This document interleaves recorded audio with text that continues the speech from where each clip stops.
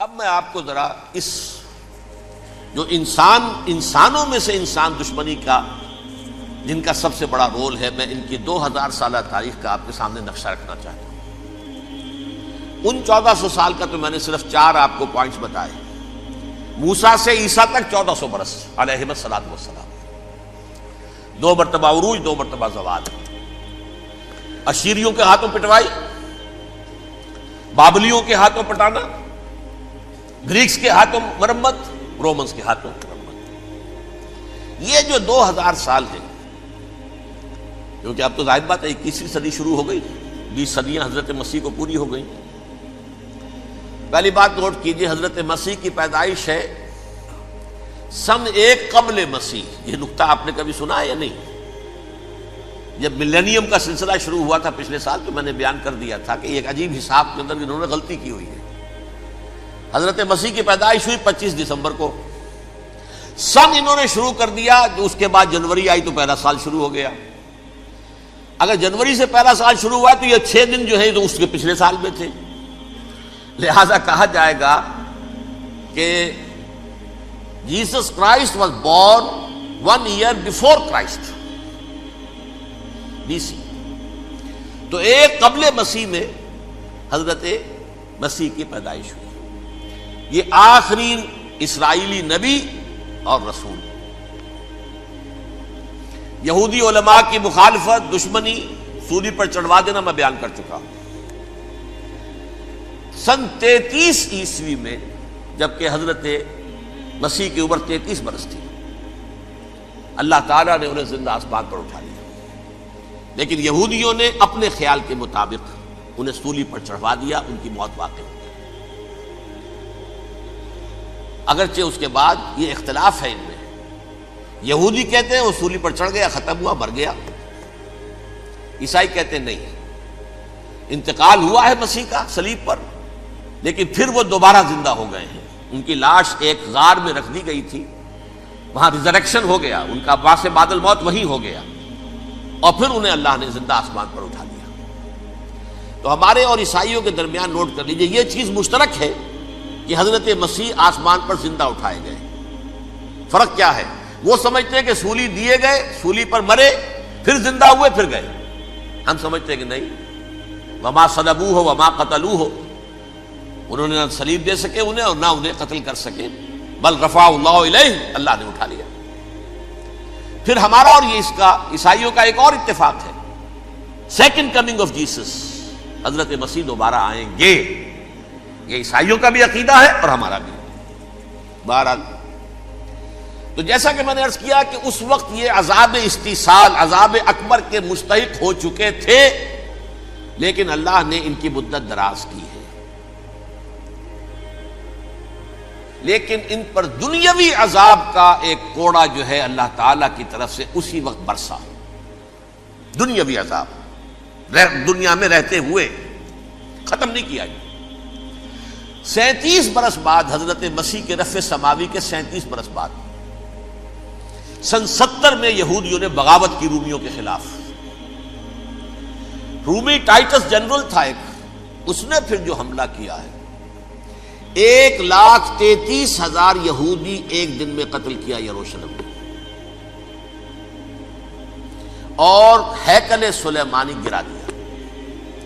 وہ ہیکل پہلے بھی گرا تھا، پہلے 1400 سال کے دوران میں بھی نبوکڈنیزر نے گرایا تھا، لیکن پھر اس کے 150 سال بعد انہوں نے دوبارہ بنا لیا تھا، اس لیے وہ اسے سیکنڈ ٹیمپل کہتے ہیں۔ پہلا ٹیمپل جو حضرت سلیمان نے بنایا تھا، نبوکڈنیزر نے گرا دیا 587 قبل مسیح میں، پھر دوبارہ انہوں نے 150 سال کے بعد بنا لیا۔ وہ اس تاریخ کا حصہ ہے، میں نے جس کے بارے میں آپ کو تفصیل نہیں بتائی۔ اس میں یہ ہوا سن 70 میں وہ گرا دیا گیا، وہ آج تک گرا پڑا ہوا ہے۔ نمبر 2، یہ کہہ دیا گیا کہ یہودیوں اس ارض فلسطین سے نکل جاؤ، تم یہاں نہیں رہ سکتے اب۔ لہذا جس کا جہاں سینگ سمایا چلا گیا، یورپ میں چلے گئے، ایشیا میں آ گئے، عرب میں آ گئے، یہ 3 قبیلے جو رات بھی میں نے عرض کیا تھا، بنو قینقاع، بنو نذیر اور بنو قریظہ، یہ وہاں سے آ کے مدینے میں آباد ہو گئے۔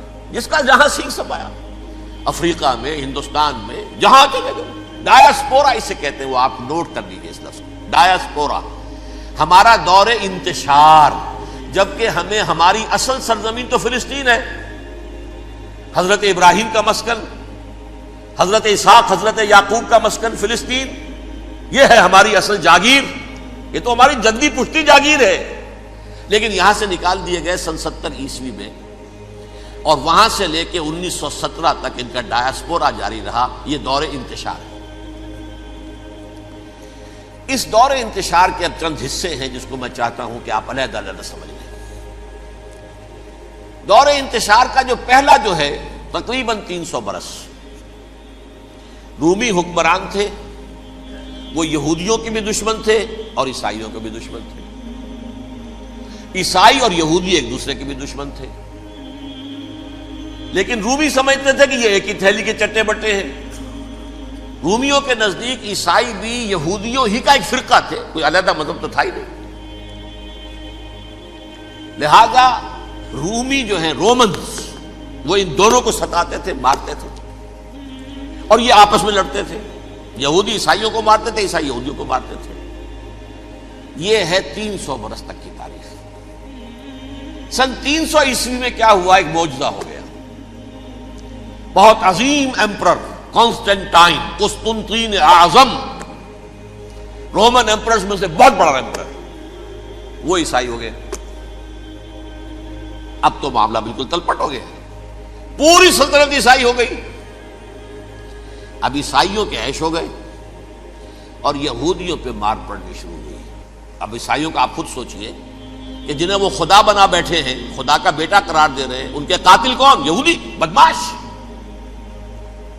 لہذا ان کی وہ پٹائی شروع ہوئی ہے یورپ میں، پوری رومن امپائر میں انہیں ذلیل کیا گیا، شہروں میں آمد بند، علیحدہ رہو، گھیٹوز کے اندر رہو۔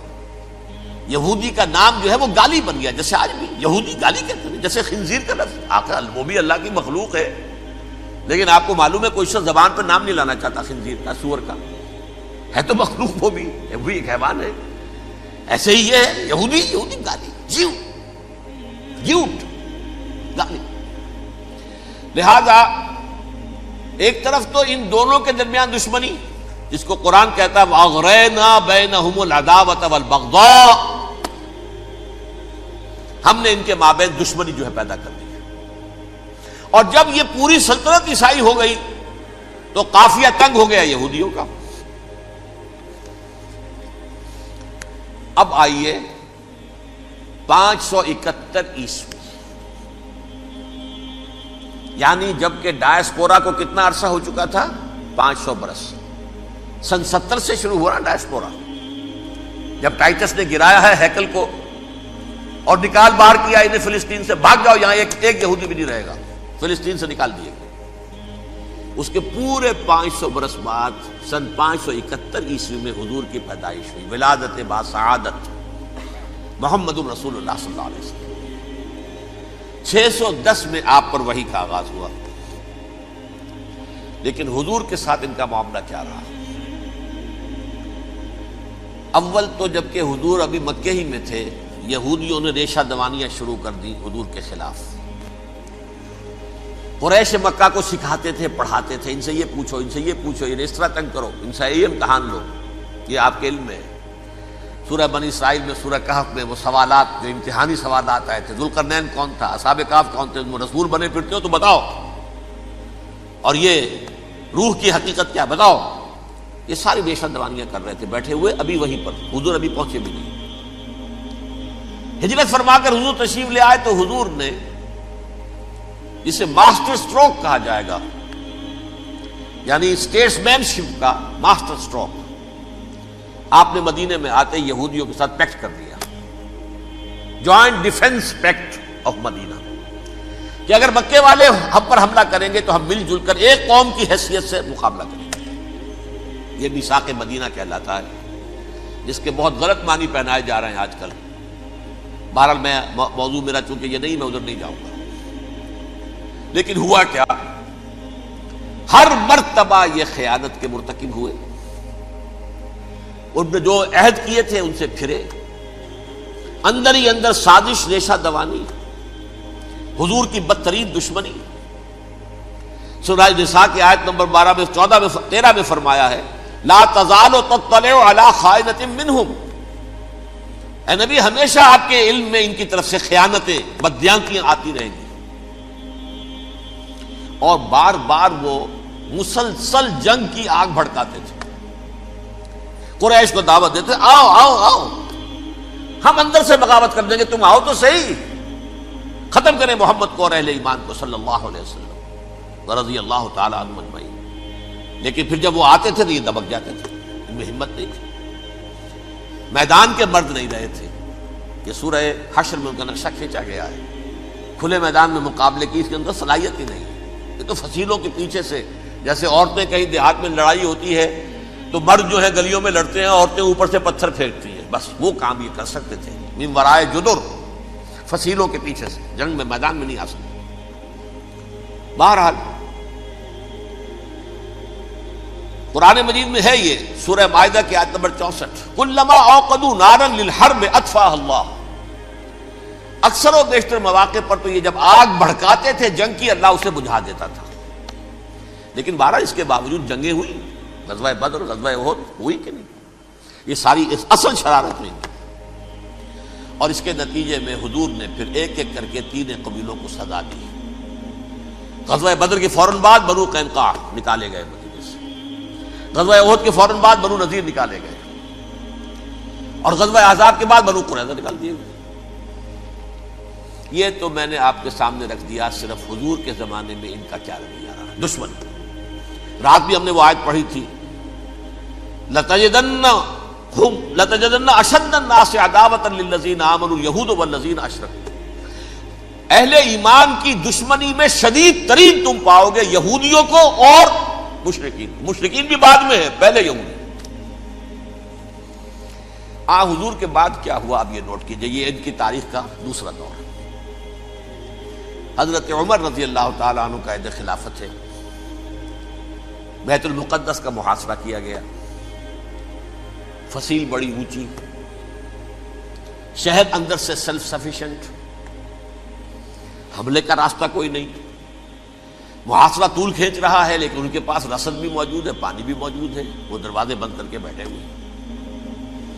بالآخر اللہ تعالیٰ کی مشیت کا ظہور کیسے ہوا؟ ان کے کچھ علماء آئے فصیل پر، کہا دیکھو مسلمانوں، تم قیامت تک بھی یہاں پڑے رہو گے محاصرہ کر کے، ہمارا یہ شہر فتح نہیں ہوگا. ہاں ایک درویش بادشاہ کے ہاتھوں یہ شہر فتح ہونا ہے، لیکن تمہارے اندر ہمیں وہ نظر نہیں آ رہا. ابو عبیدہ بن الجراح رضی اللہ تعالی عنہ، امین هذه الامہ، ان کا فوراً ذہن گیا وہ درویش بادشاہ مدینے میں بیٹھا ہوا ہے، عمر رضی اللہ تعالی. اب ایک اور عمر بھی ہے جو قندھار میں بیٹھا ہے. نقشہ وہی ہے، سادگی کی حد تک نقشہ وہی ہے، بالکل وہی، اپنی آنکھوں سے دیکھا ہے، وہی سادگی. عمر اول، عمر ثانی تھے عمر بن عبدالعزیز. اب ایک اللہ کے فضل سے اللہ تعالیٰ ایدہ اللہ بنصرتہ، اللہ تعالیٰ ان کی نصرت فرمائے، دشمنوں کو ان کے مقابلے میں نیست و نابود کرے.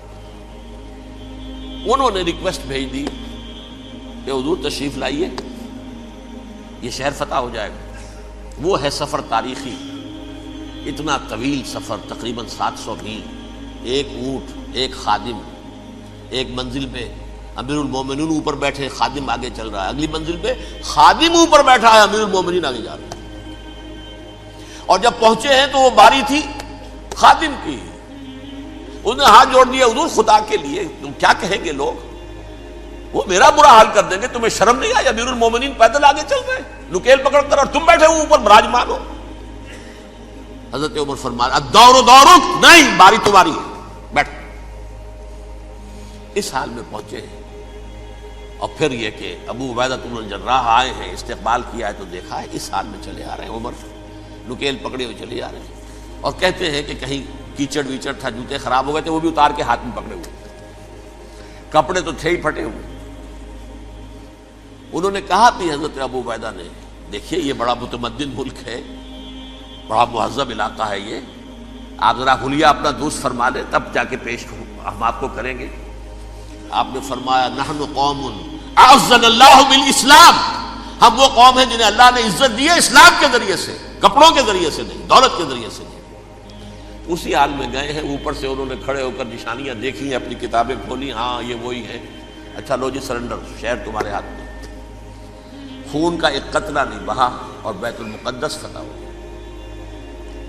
لیکن اس وقت حضرت عمر نے ایک نرمی یہ کی کہ یہودیوں کے لیے بھی اسے اوپن سٹی قرار دے دیا۔ یہ احسان عظیم حضرت عمر کا، اس سے پہلے یہودی آ ہی نہیں سکتا تھا، داخل ہی نہیں ہو سکتا تھا، وہاں وہ آ کر وزٹ نہیں کر سکتا تھا، زیارت نہیں کر سکتا تھا اپنے مقدس مقامات کی۔ حضرت عمر نے یوں سمجھیے کہ تقریباً 550 برس کے بعد ان کے لیے راستہ کھولا ہے کہ ہاں تم آ سکتے ہو، زیارت کر سکتے ہو۔ لیکن یہ عیسائیوں نے لکھوایا معاہدے کے اندر، انہیں یہاں آپ آباد ہونے کی اجازت نہیں دیں گے، لیکن کم وزٹ دی پلیسز، دیکھیں زیارتیں کریں اور جائیں۔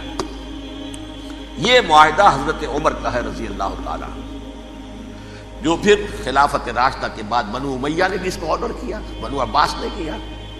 پھر جو ہمارے یہ ترکوں میں اندر خلافت آئی تو ترک خلفاء نے بھی اس معاہدے کی پوری پابندی کی۔ فلسطین میں آ سکتے ہیں یہودی صرف زائرین کی حیثیت سے، وہاں آباد نہیں ہو سکتے۔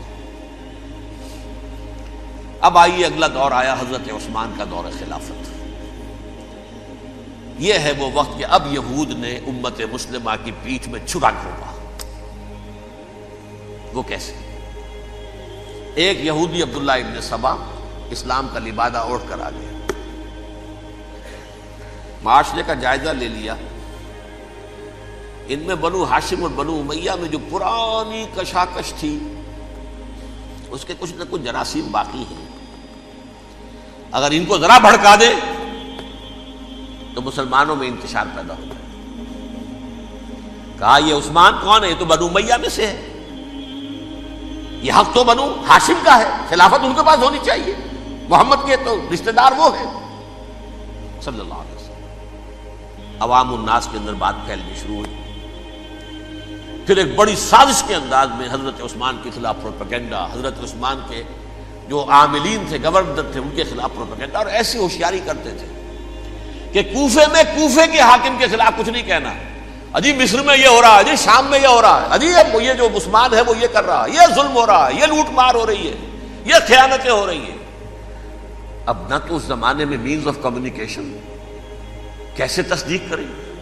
افواہیں تو آپ آج کراچی کے اندر شروع ہو جائے تو پتہ نہیں چل سکتا کسی کو کہ کیا اس میں صداقت ہے، کیا جھوٹ ہے، اور بری بات جو ہے فطرت انسانی کی کمزوری ہے وہ فوراً قبول کرتا ہے، کسی کے بارے میں اچھی بات ماننے کو تیار نہیں ہوتا، لیکن بری بات تو فوراً تیار۔ بہرحال یہ فتنہ انہوں نے اٹھایا، حضرت علی کی الوہیت کا فتنہ اٹھایا، حضرت عثمان کے خلاف الفتنۃ الکبریٰ برپا کیا، حضرت عثمان شہید ہوئے۔ اس کے بعد 5 برس تک مسلمان ایک دوسرے کی گردنیں کاٹتے رہے، باہمی خانہ جنگی ہوئی، امت کو وہ زخم لگایا ہے جو آج تک جس سے خون رس رہا ہے۔ یہ شیعان عثمان اور شیعان علی تھے جو بعد میں پھر سنی اور شیعہ ہو، اور آج تک فتنہ کس نے جگایا؟ ایک عبداللہ ابن سبا یہودی اور اس کے کارندے، شیطان کا ایجنٹ، اور انسانوں میں سے بھی اس کے جو بھی حواریین تھے اور شیطانوں کے اندر سے بھی تھے، انہوں نے بھی اس آگ کو بھڑکایا۔ یہ آپ سوچ لیجئے کہ یہ کس نے وہ زخم لگایا؟ یہودی۔ اگلا دور آیا، خلافت راشدہ ختم ہوئی، بنو امیہ کا بھی دور کافی گزر گیا۔ طارق ابن زیاد 712 عیسوی میں حملہ کرتے ہیں اسپین پر۔ اسپین اس وقت عیسائیت کا بہت بڑا گڑھ، بڑے کٹر ترین عیسائی جو ہے وہ اسپین میں تھے، لہذا یہودیوں کی وہاں بہت پٹائی ہوتی تھی، میں بتا چکا ہوں، دشمنی تھی ان کی تو چلی آ رہی تھی عیسائیوں کے ہاتھوں یہودیوں کی، وہ تو سن 300 عیسوی سے ایمپرر کانسٹنٹائن کے بعد سے شروع ہو گئی تھی۔ اس حوالے سے یہودیوں نے اس وقت چالاکی یہ برتی، کچھ راستے واسطے بتائے، کچھ مدد کی طارق ابن زیاد کی۔ طارق ابن زیاد نے انہیں اپنا محسن سمجھا، ہسپانیہ فتح ہو گیا تو یہودی چونکہ محسنین کی فہرست میں آ چکے تھے، انہیں بہت اقتدار نصیب، بڑی سپورٹ مسلمانوں نے دی۔ ان کے بڑے بڑے علماء جو ہیں اسی دور کے اندر پیدا ہوئے، بڑے بڑے تھنکرز ان کے اسی دور میں پیدا ہوئے۔ بن گوریون جو کہ ایک وزیر اعظم تھا اسرائیل کا، اس نے یہ لکھا ہے اپنی کتاب میں، Muslim Spain was the golden era of our diaspora. وہ ڈائسپورا جو 70 عیسوی سے شروع ہوا تھا اور 1917 عیسوی تک جاری رہا ہے، اس میں سے گولڈن ایرا ہمارا جو تھا وہ مسلم اسپین تھا. ہسپانیہ میں بیٹھ کر ہم عیش کیے. لیکن وہاں سے انہوں نے اور جو کچھ کیا، یہ تو داستان کے بہت سے گوشے ہیں، لیکن میں جس اسٹریٹ لائن میں چل رہا ہوں اس کے اعتبار سے ایک بات سمجھ لیجیے. وہاں بیٹھ کر انہوں نے اب عیسائیت کی پیٹھ میں چھرا گھونپا، پروٹیسٹنٹ مذہب پیدا کیا، تقسیم کر دیا. جیسے شیعہ سنی کی تقسیم، عبداللہ ابن سبا. رومن کیتھولک اور پروٹیسٹنٹ کی تقسیم، یہودی علماء. ہوتا کیا تھا؟ ہسپانیہ کی یونیورسٹیاں ہیں، کارڈووا میں ہے، ٹولیڈو میں ہے، گریناڈا میں ہے، غرناطہ، قرطبہ، تولیتلا، اور وہاں آتے تھے لوگ. فرانس سے چلے آ رہے ہیں نوجوان پڑھنے کے لیے، جرمنی سے چلے آ رہے ہیں، اٹلی سے چلے آ رہے ہیں. 3 ہی ملک قریب ترین پڑھتے ہیں سینٹرل جو یورپ کے ہیں. یہاں پر جو ہے وہ اسلام جو نور پھیلا رہا تھا اس سے بھی مستفیض ہوئے. جہالت کے جو ہے پردے ان کے وہ چھٹے. اس کے ساتھ ہی وہ یہودی وہاں ان کے اندر جو جراثیم داخل کر رہے تھے، وہ اس عیسائیت کے خلاف بغاوت تھی جو اس وقت دنیا میں عیسائیت اس وقت تھی. پوپ کا راج تھا دنیا میں اس وقت. یورپ میں جو عیسائیت تھی اس میں ایک طرف بادشاہ تھے، لیکن بادشاہوں کی حیثیت وہاں پر یوں سمجھ لیجئے کٹ پتلیوں کی تھی. اصل قوت پوپ کے ہاتھ میں تھی. اور پوپ کو انہوں نے جیسے قرآن نے کہا اتخذوا احبارهم ورهبانهم اربابا من دون اللہ، کیونکہ سینٹ پال نے شریعت موسوی ساقط کر دی تھی تو اب شریعت تھی ہی نہیں. پوپ کو اختیار تھا جس چیز کو چاہے حلال قرار دے دے، جس چیز کو چاہے حرام قرار دے دے. اتخذوا احبارهم ورهبانهم اربابا من دون اللہ. انہوں نے کہا صاحب یہ پوپ کس بلا کا نام ہے، یہ بھی انسان ہے. بات تو ٹھیک تھی نا. اصل حیثیت تو کتاب کی ہونی چاہیے، ڈیوائن بک، دی ریویلڈ اسکرپچر. لہذا اور یہ کتاب ہر شخص پڑھ سکتا ہے. کوئی پوپ کے باپ کو جو ہے کوئی اس کے لیے پروپرائٹری رائٹس تو نہیں ہے کہ صرف پوپ پڑھ سکتا ہے یا پادری پڑھ سکتے ہیں. ہم بھی پڑھ سکتے ہیں، ہم بھی سمجھ سکتے ہیں. یہ باتیں تھی کہ جن کو بڑھا چڑھا کر بیان کر کے اور پوپ کا اقتدار ختم کرا دیا اور توجہ مرکوز کر دی بائبل کی طرف. اب بائبل میں بڑا حصہ تو اولڈ ٹیسٹامنٹ کا ہے. نتیجہ کیا ہوا؟ یہود کی عظمت پروٹیسٹنٹس کے نزدیک مسلم ہو گئی. اصل قوم تو یہ ہے. وہ دشمنی بدلی کہ نہیں بدلی؟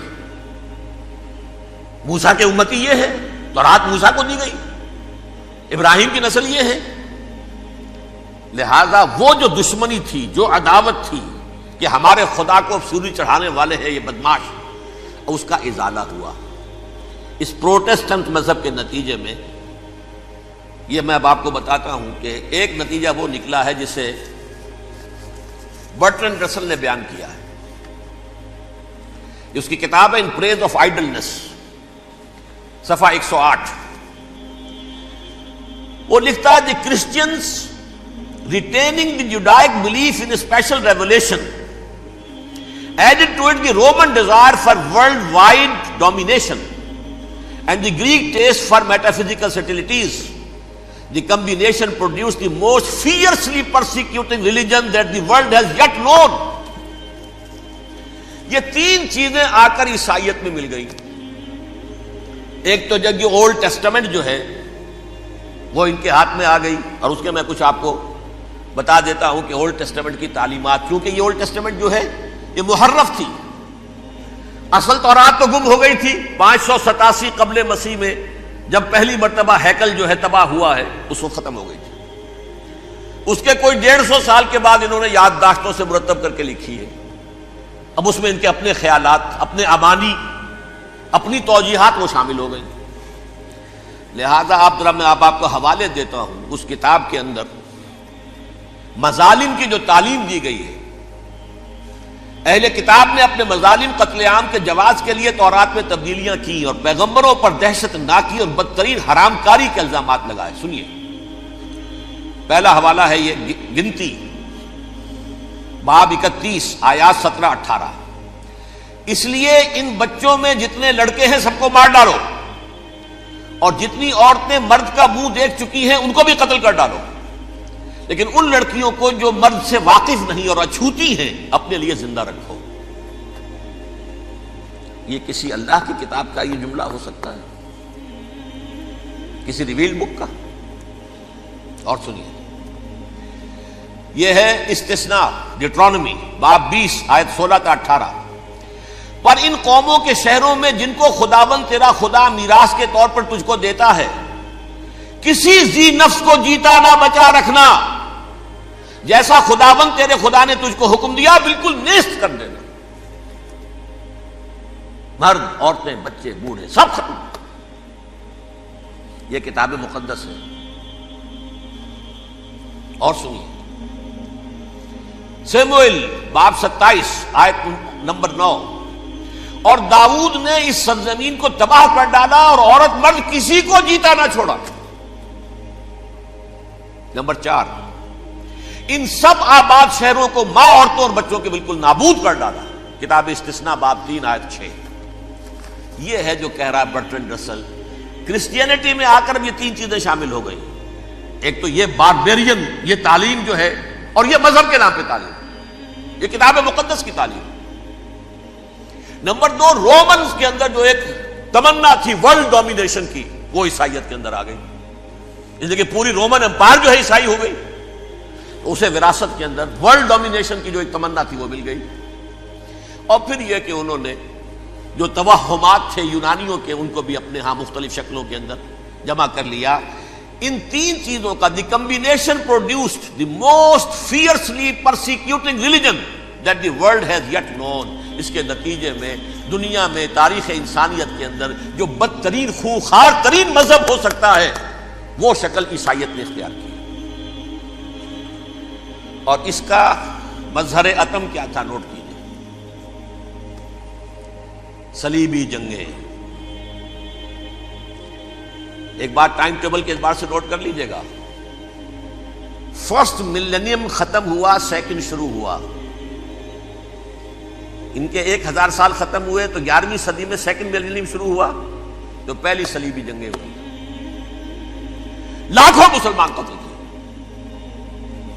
صرف یروشلم کے اندر اتنا خون بہایا ہے کہ خود ان کے ہسٹورینز لکھتے ہیں کہ جب ان صلیبیوں نے جب گھوڑوں کے ساتھ وہ چل رہے تھے گلیوں میں، تو ان کے گھوڑوں کے گھٹنوں تک خون کی ندی بہ رہی تھی. جہاں سے گزرے ختم کرتے چلے گئے، آبادیاں کی آبادیاں ختم کر. اگرچہ اس کروسیڈ میں گیہوں کے ساتھ گھن بھی پیسا، یہودی بھی بہت مارے گئے. یہ فرانس سے، جرمنی سے جب یہ کروسیڈرز آ رہے تھے، 3000 میل کا سفر طے کر کے آئے تھے. سوچئے تو صحیح. اربن ثانی پوپ جو تھا، آگ لگا دی تھی اس نے پورے یورپ کے اندر. شرم سے ڈوب مرو، تمہارے مقدس علاقے مسلمانوں کے ہاتھ میں. انفیڈلز، یہ کافر، یہ مرتد، یہ ملحد.